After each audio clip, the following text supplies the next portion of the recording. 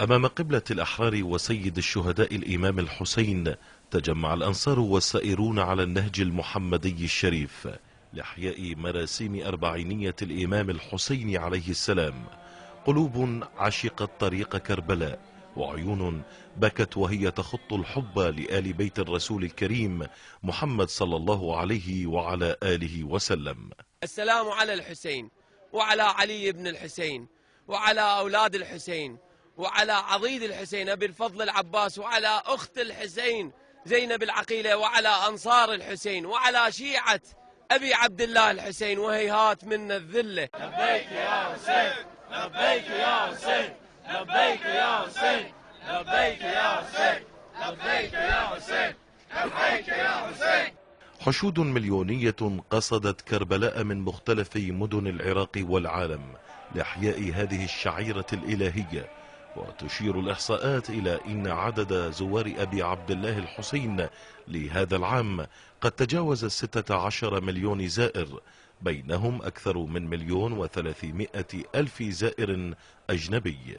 من دولة نيجيريا لزيارة أبا عبد الله الحسين عليه الصلاة والسلام. الحمد لله على ذلك. إن شاء الله نسأل الله أن يرزقنا بزيارة أبا عبد الله الحسين كل آمن. نحن نشارك هنا من الهوسة، لأن إمام حسين عليه السلام هو أفضل مثال للمقاومة الإسلامية. نحن جايين من لبنان لنعزي ستي فاطمة الزهراء وسيدي مولاي علي بن أبي طالب عليه الصلاة والسلام باستشهاد ولديه. جينا نعزي بسبي زينب، سبوها لزينب مرة بس مش رح تسبى مرتين. ست زينب مش رح يخلين يسبوها لست زينب. إذن هي كربلاء الحسين مدينة الصمود والتحدي، ومدينة اللقاء بين مؤمني العالم بمختلف ألوانهم وأعراقهم.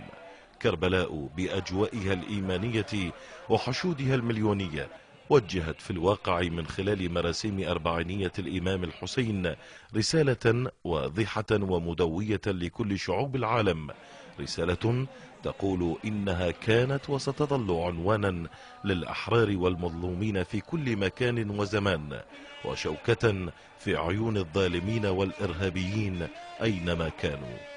بهذه الأجواء الإيمانية أحيا الزوار بمختلف جنسياتهم أربعينية الإمام الحسين عليه السلام بإحياء مراسيمها الكبرى وطقوسها أمام المرقدين المقدسين. حيدر قاسم، كربلاء المقدسة.